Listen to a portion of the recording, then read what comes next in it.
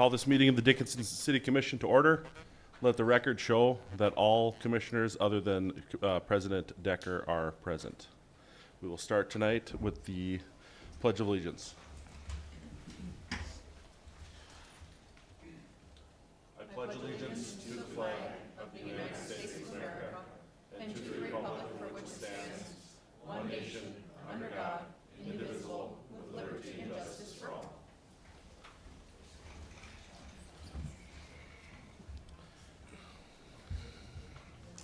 Next up, we have the order of business. Mr. Dossinger, are there any changes to the order of business? Good evening, Mr. President, or Mr. Vice President, members of the Commission. There is no change to the order of business this evening. All right, do I have a motion to approve? So moved. Second. We have a motion and a second. All those in favor signify by saying aye. Aye. Opposed, same side. Motion carries. Consent agenda. Do you have anything that we'd like to discuss on the consent agenda, commissioners? I move to approve. Second? Okay, we have a first and a second. Any further discussion? Hearing none, we'll vote. Commissioner Friedrich, Aye. Mrs. Soboluk, Aye. Dr. Bear. Aye. Chair votes aye, motion carries. All right. Next up, we have from Administration and Finance, City Administrator Dossinger, Vision West. I think this is a sponsorship donation for the Behavioral Health Conference. Thank you, Mr. Vice President, members of the Commission. City staff is requesting approval for a donation of $5,000 to the 4th Annual Summit on Behavioral Health and Energy Country. The summit is scheduled to take place at the Astoria Hotel and Event Center on June 19th through the 20th. The summit is a crucial initiative aimed at addressing the pressing mental health and addiction challenges faced by our communities in western North Dakota. The summit serves as a platform to raise awareness about these critical issues, share effective solutions, and highlight the limited resources available in our region. By supporting this event, we not only demonstrate our commitment to the well-being of our residents, but also contribute to a collaborative effort to improve mental health services and support systems in our community. A donation of $5,000 was made last year to this event. City staff is recommending approval.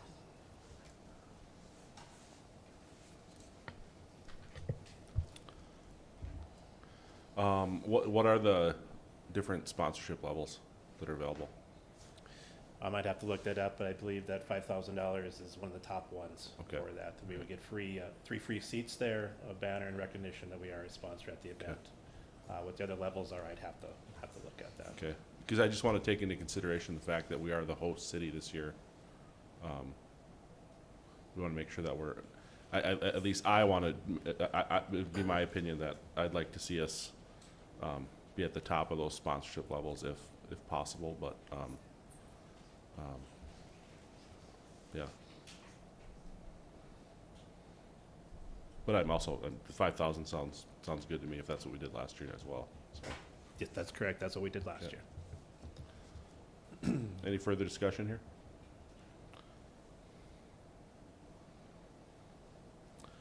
Do I have a motion? Mr. Vice President, I move to approve. Second? Okay, I have a motion and a second. Any further discussion? Hearing none, we'll vote. Dr. Bear? Aye. Mrs. Soboluk? Aye. Mr. Friedrich? Aye. Chair votes aye. Motion carries. Thank you. Yep. Next up, we have a proclamation for National Public Safety Telecommunicators Week. Chief Ciani, I think you're going to maybe present this. Yeah, I just do an introduction. Vice President Orderman, good evening, Commissioners. I'm pleased to announce it is National Public Safety Telecommunicators Week, beginning April 14th through the 20th. Our dispatch center has 15 highly trained, extremely capable dispatchers. A few of them are representing here tonight. Our dispatch centers, a lot of people don't know this, but the dispatch center does serve 3 law enforcement agencies, 3 ambulance services, along with 7 fire departments in our region. They're often heard but rarely seen by the public they serve. They're truly heroes behind the scenes and play such a intricate role, critical role in keeping our first responders and community members safe and supported. Recognition of these unsung heroes by a commission-endorsed proclamation for National Public Safety Telecommunicators Week would certainly be a great honor and extremely appreciated by staff. With that, I'll have them stand. And we're going to do that right now.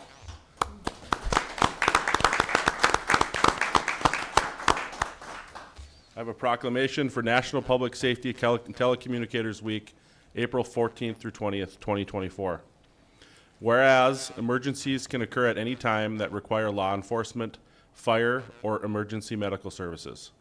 Whereas when an emergency occurs, the prompt response of officers, firefighters, EMTs, paramedics, along with other responders, is critical to the protection of life and preservation of property. Whereas the safety of our responders is dependent upon the quality and accuracy of information obtained from citizens who telephone the Stark Dickinson Public Safety Answering Point. Whereas public safety telecommunicators are the first and most critical contact our citizens have with emergency services.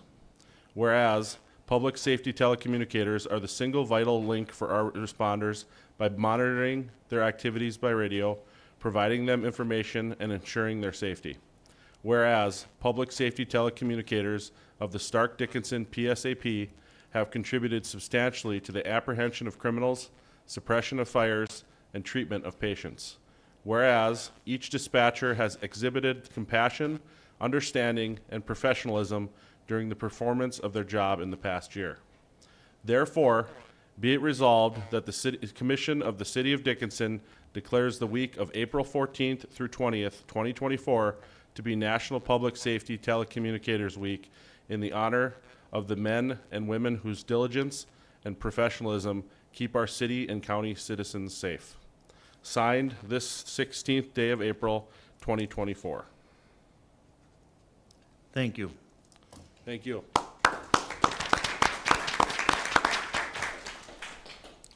Need a motion? I'd move to approve. Do I have a second? Second. Sorry, that was my first proclamation. All those in favor, signify by saying aye. Aye. Motion carries. Monthly financial report, Deputy City Administrator Carlson. Thank you, Vice President Oderman and Commissioners. So my monthly treasurer's report will be the first thing, and our dollars stay around the same amount, and we're still earning the 3.82% on our cash. Our investments are 37 million, and that's with the deposits that have gone into our pension plans, which happened the beginning of this year.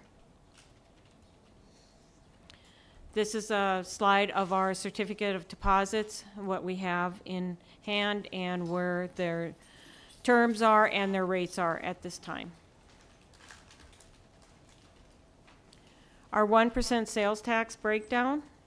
March came in $109,453 short of 2023. We had that big jump in February, and March came way down. In our 0.5% sales tax, we put this up to show the difference because we do keep them separate. So March came in short just under 55,000 of 2023 of March. And our sales tax comparison of 7 years for the first 3 months. This shows we are down by 3.8% or around $110,000. In the hospitality tax, March had an increase over March of 2023 of $16,564. And in over the 7-year, 3-month total, it's the highest in 7 years by 17.6% or $42,266. Our occupancy tax, this is a pass-through that we do, but keeping track of it. March came in $6,797 higher than the March of 2023. And in our 7-year, first 3 months, the occupancy is the highest in in a 3-month period, total over 7 years by 8.25%. Excuse me, 12.9%. It's $8,257. Can't read my own writing. Our oil impact revenue. March was higher than both 22 and 23. 24 amount was 123,000 more than 23 and 54,000, almost 55,000 over 22. And again, on the 7 years, 3-month total, we are trending higher than the past 7 years. This calculates out to be about $529,639, or 13.9% higher as of March. Our general fund revenue, March is the quarter mark, so the benchmark would be 25%. General fund revenue is above the target in collections, and the general fund expenses are right on target with 24% expended. Utility revenue with our benchmark of 25%. Utility revenues collected is just shy of the target with 21%. The expenditures show 17% expended, which is also below the target, but both are, the revenue and expenditures are trending the same for the utility revenues. And that'd be my report. Any further questions for Mrs. Carlson?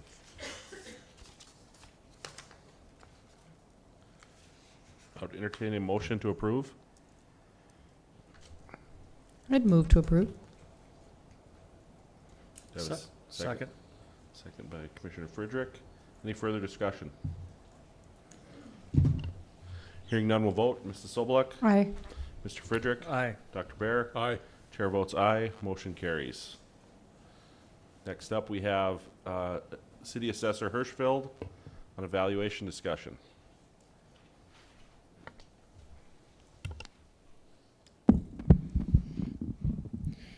Good evening, Commissioners. Coming forward to this evening to see if we can set up our follow-up date for our Board of Equalization so we can complete that work. Asking that we meet on April 30th and shooting for maybe a 3 o'clock start. I think we may need to start a little earlier this time. And we like to go a little sooner than May, just in case there's anything that comes up that night that we need to back out, or if we need to add anything. We talked about adding commercial properties maybe to this. And so that would give us time to complete that work and still try and get over to the county in a timely manner. So with that, I'm open to any questions you have. That day works for me. Yeah, it works for me right now, too. Oh, good. It probably works for me. Okay. Because I just have one place to be that day, so I think I can send a family member that day. Okay. Do we know if Mayor Decker is free that day? Okay, but do we know if he's available that evening? At this time, we believe so, yes. Okay. Yeah. All right. So yeah, let's set it and notice it for April 30th. Very good. Okay. Thank you. All right. Thank you, Mr. Hirschfield. Next up, we have the Public Works Monthly Report.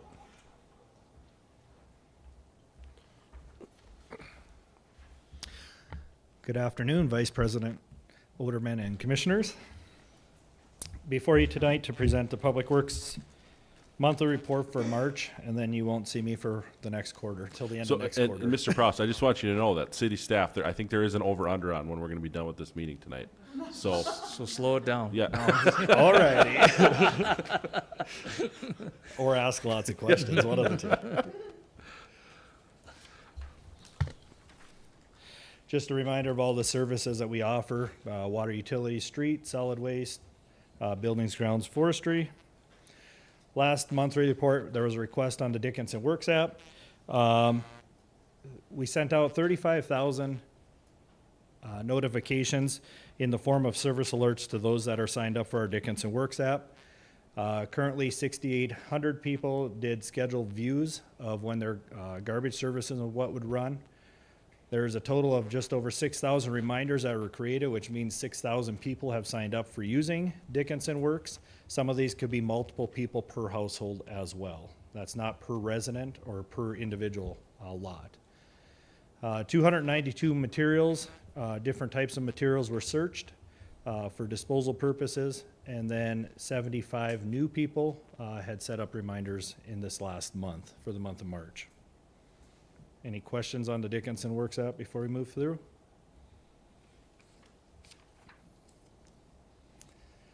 As far as op work service requests for the month, we have 120, geez, that's small, 128 service requests for the month of March, bringing the annual total so far to 258.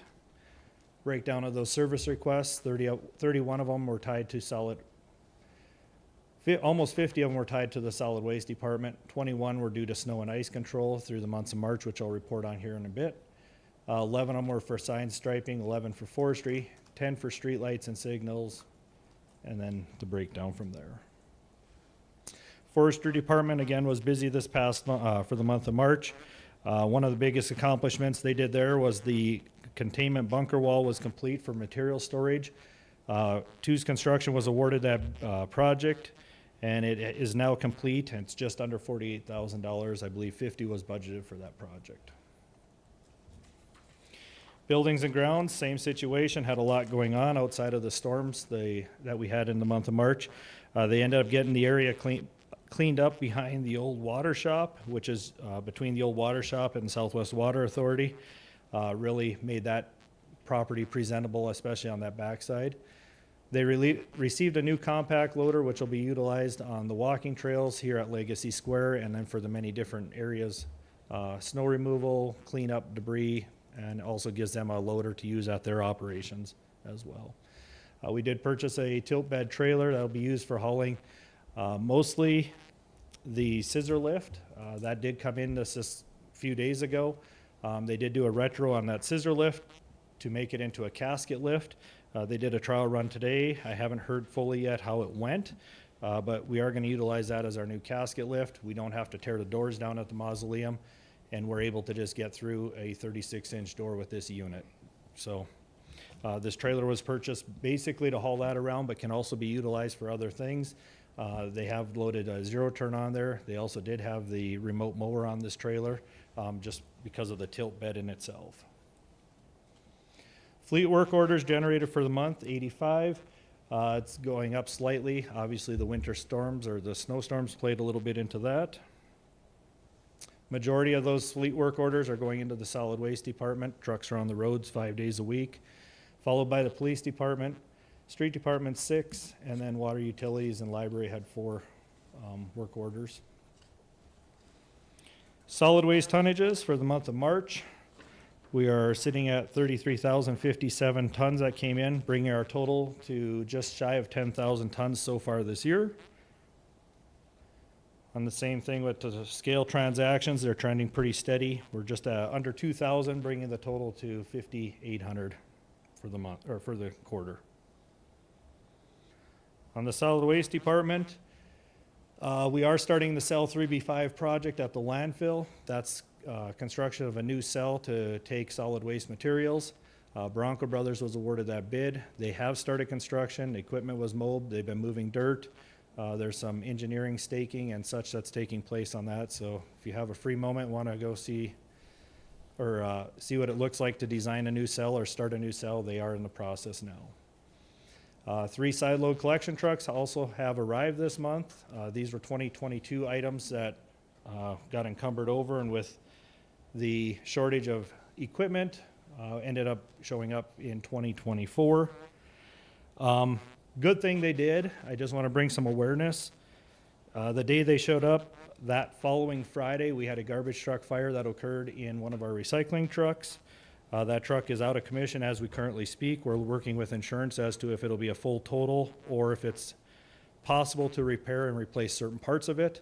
I don't have an image on here of that truck, but a possible cause, as we've been digging into it, is lithium-ion batteries. So I just want to make it aware at the table.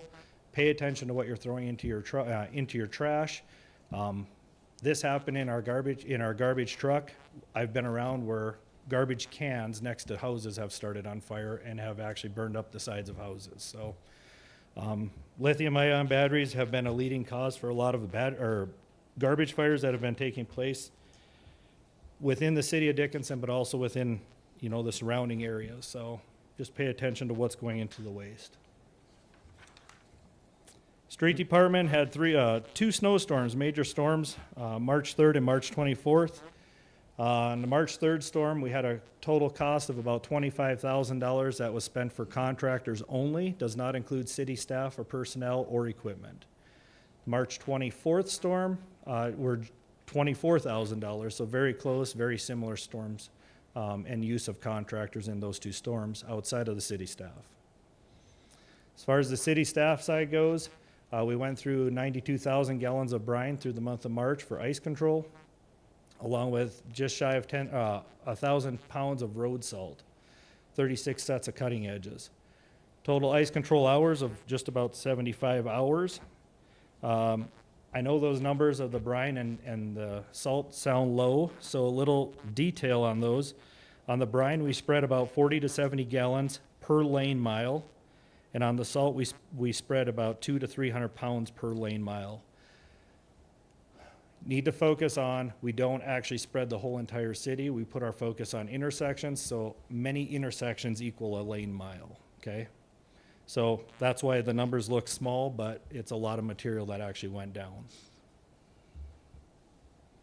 In the street department, we had 4 individuals that qualified for Road Scholar 1 and Road Scholar 2 awards. They completed all their certifications and requirements for those awards. That's Justin Berger, Eric Bruner, Tucker Nominuk, and Seth Ode, who all achieved those awards. Utility billing work orders for the month of March is 103, bringing a total to 273. 53 million gallons of water was purchased from Southwest Water Authority for resale. Under the Water Utilities Department, we had 2 water breaks, 831 East Villard and 979 4th Avenue West. I believe both of those were on cast iron lines. And then through the month of March, we also did have the dive team here, Midco dive team, and they inspected 3 water towers for cleaning. That's the north tank, the northwest tank, and then also the east tank. There were some issues that were found in all 3 of those tanks, and we are currently working to get a repair order and expense on what it'll take to make those necessary repairs. One of the major things is the epoxy coating on the inside of those tanks. There's a lot of chipping and flaking that's occurring and potentially could rust out or start showing signs of rust. So we are trying to get on that as quick as we possibly can. One other thing that we have had recently is there's a lot of sewer backups that are taking place. We had 2 of them here within the last week. There's some very interesting things that people are flushing down toilets or getting into that stream. I did see some photos yesterday in regards to that. So a reminder, careful what you flush down the waste stream because it's causing backups down the road, potentially flooding out many basements or could potentially flood out many basements tied to our infrastructure. Mr. Prowse. Yes. Speaking of the sewer backup, I guess one was around the St. Ben area. Correct. And the picture that I saw was individuals flushing plastic, small liquor bottles down, I'm assuming the toilet? That would definitely be my guess. I don't know how else it could be accessed. There were multiple bottles that were Okay. flushed down. So maybe the community needs to learn to put those things in the recycle bin versus your toilet. Correct. Correct. It would get into the right place. I won't go into a whole lot of detail in regards to that or my assumptions, but I definitely agree with you. They are recyclable. They can go into the recycling bin versus into the toilet. Okay. And I'm just curious, how many residents did that affect, that backup? From where that took place, there is potential, oh boy, there's a potential for, I bet you, 8 to 10 blocks that flow into that area. That's our main line that comes from the north end. We're currently working. Engineer Solacek mentioned that Sim Street project where we're working down 9th Street or down to 9th Street this year on that Sim Street replacement project. That actually is our main trunk line that feeds all the way over. So when it backs up on a main line, it backs up a lot of the feeder lines that are coming in. Okay. I just think the residents need to know, from the picture I saw, we're not talking one or two little plastic bottles. We're talking, there's probably, what, 20, 30 I little would bottles floating in so. there, so whoever has that habit, please Yes. stop it. Yes, agree, and thank you. Okay, thank you. On the water reclamation side, 39 million gallons of effluent was released to the river. 8.3 million gallons was sold to Marathon Refinery, and 3.7 million gallons was sent to Cell 4 for storage. A total of 71 million gallons of effluent for the month of March.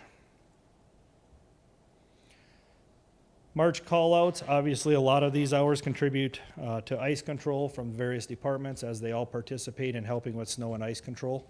Total of 448 hours of overtime and callout hours were tracked in the month of March. Open positions, street department currently has 3 openings. We did make one offer that's in background at this point. Fleet department is setting up an interview right now for a fleet maintenance or fleet shop tech. Forestry is setting up interviews for one of their seasonals. I missed the typo of the 2. Buildings and grounds, I believe, made their 4 offers to seasonals. They did interviews last week. And solid waste did interviews today, and I believe they are in the process of making an offer. Month of March, we did welcome our new administrative assistant at Public Works, Caitlin Clatterbuck. Glad to have her on board. She hit the ground pretty much running. And I will open it up to any questions you may have. Any questions for Mr. Prouse?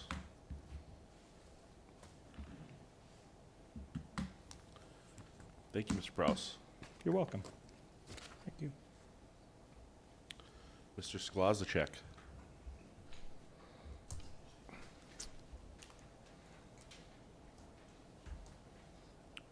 Good evening, Mr. Lead service line replacement loan. Good evening, Mr. Vice President and Commission. The before you tonight is a lead service line replacement SRF loan, or State Revolving Fund loan resolution. And this resolution authorizes Samantha Bozolski to be the authorized individual on behalf of the City of Dickinson to execute the Drinking Water State Revolving Fund loan through the North Dakota Department of Environmental Quality. Key attributes about this loan: drinking water loan specific to about a $2 million request. And this is intended to be specifically only used for lead service line replacements throughout the City of Dickinson. This loan offers 75% lead service line replacement forgiveness, up to approximately about $700,000. We're working with the DEQ on what's ultimately remaining in their lead service line forgiveness. It might be slightly more, slightly less.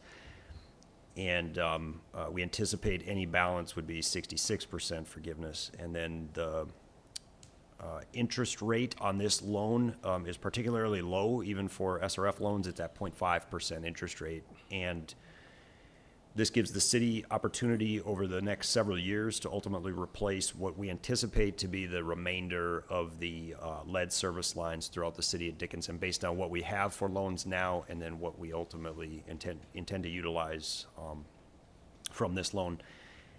And once we replace ultimately the lead service lines that are, I guess, in the queue to be replaced in 2024, we anticipate there to be approximately 190 lead service lines remaining, which, based on the estimates that Public Works Director Prouse and I have done, 190 is approximate. We haven't completed our inventory, but ultimately, based on previous spend on lead service line replacements, this should get us through the entire inventory in the city over the coming years. So with that, engineering and public works staff recommend approval and stand for any questions you may have.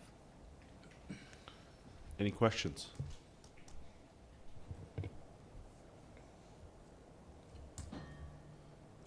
Mr. President, I move to approve. I have a motion to approve. Do I have a second? Second. I have a motion and a second. Any further discussion? Hearing none, we'll vote. Mr. Friedrich? Aye. Dr. Bear? Aye. Mrs. Sobeluk? Aye. Chair votes aye, motion carries. All right, we will move on into the 5 o'clock timetable agenda of public comments not on the agenda. We don't have anything that is for a public hearing today, but if we have anyone from the public here that is interested in bringing a area of concern or something that they'd like to talk to the commission about, please come forward now.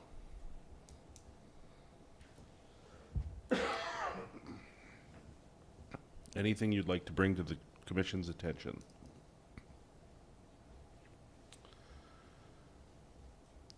All right, seeing none, we will close the public hearing and go back to task order amendment for grant writing services to KLJ Engineering LLC.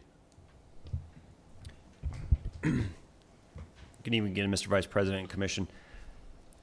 Before you is a task order amendment to KLJ Engineering LLC to perform grant writing services, specifically for the Baylor Building Expansion Project. This is an environmental and climate justice community exchange grant application. And this is for an hourly not to exceed amount as specified in the task order, which is currently at $29,982. This grant has some of the following attributes. It's a 100% grant, so no local match is required. The project must be greater than $10 million, but not to exceed $20 million in the total allowable grant request. The project has to be bid ready by 2025, and it must be either located within or provide benefit to one or more of the Environmental Protection Agency designated disadvantaged tracts. Being this facility, the Baylor Building, is a regional facility. The project benefits many tracts within our region. There's a total of 4 tracts within the city of Dickinson alone. The task order amendment breakdown is shown in Table 1 of this memo. Right now, we currently have a number of different projects that were assigned and approved by this commission on November 7th, 2023 for a total of $78,150. Table 2 ultimately shows the amendment to this, and what we were able to do is ultimately limit or reduce the total dollar amount for tasks 1 and 2.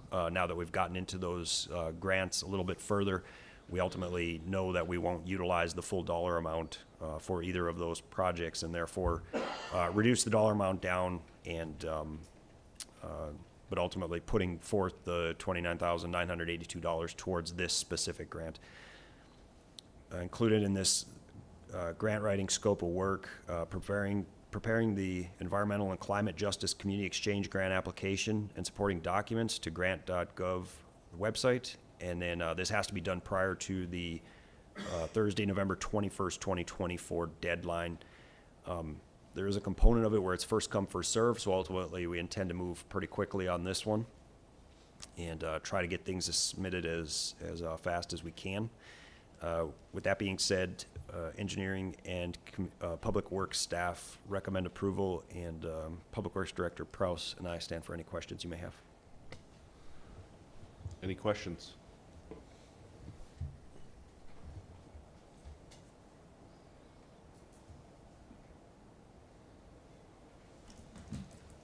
Any action on this item?